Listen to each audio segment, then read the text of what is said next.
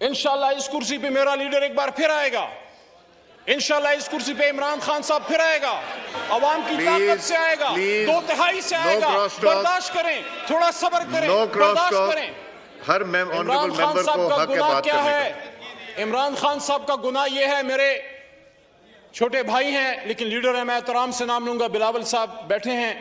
بلاول صاحب, عمران خان صاحب کا گناہ یہ ہے کہ جب آپ کے نانا نے آج سے سالوں پہلے اسی اسلام آباد میں مسلم امہ کو اکٹھا کیا تو انہوں نے ایک بار اکٹھا کیا, اور میرے لیڈر عمران خان صاحب نے 2 مہینے میں 2 بار اکٹھا کیا اللہ تعالیٰ کے کرم سے. اسی OIC کی کانفرنس میں عمران خان صاحب نے, میں وہاں سے دیکھ رہا تھا, آپ ہنستے جائیں, آپ کے ہنسنے سے میرے حوصلے کم نہیں ہوں گے.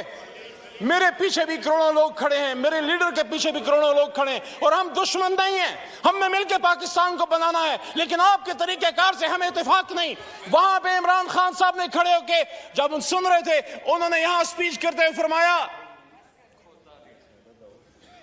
وقت ثابت کرے گا کہ کون اصلی شیر ہے. آپ کے الفاظ آپ کو مبارک ہوں. وقولوا للناس حسنا, میری تربیت ایسی نہیں ہوئی. عمران خان صاحب نے کہا کہ ہم مسلم بلاک بنائیں گے. عمران خان صاحب نے مسلم بلاک کی بات کی, یہ ان کا گناہ ہے. عمران خان صاحب نے آزاد خارجہ پالیسی کی بات کی, یہ ان کا گناہ ہے. میں تو اکثر یہ کہتا ہوں کہ روس صرف بہانہ ہے. جناب چیئرمین صاحب, محترم ایاز صادق صاحب, کہ روس صرف بہانہ ہے, عمران خان نشانہ ہے.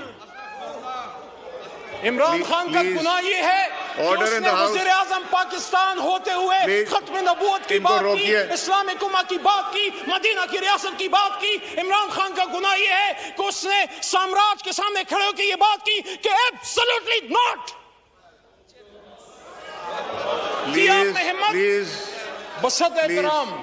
بسط احترام پرویز اشرف صاحب بھی تشریف فرما ہیں, اور میرے خیال میں گیلریز میں سابق وزیر اعظم محترم گیلانی صاحب بھی تشریف فرما ہیں.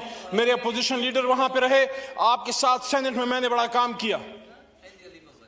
لیکن جناب چیئرمین صاحب, ایک وہ بھی وقت تھا, دنیا نے دیکھا کہ یہاں پہ امریکن بوٹس آئے, ایبٹ آباد آپریشن ہوا, اور ایک یہ بھی وقت ہے کہ وہ وہاں منصوبے بناتے رہے کہ اگر عمران خان کی حکومت نہ گری تو Pakistan, things will get tough for Pakistan. اور یہ بھی کہتے ہیں کہ ہاں اگر عمران خان کی حکومت گر گئی اور عدم اعتماد جو آپ نے ابھی کامیاب کی ہے کامیاب ہو گئی تو ہم پاکستان کو معاف کر دیں گے.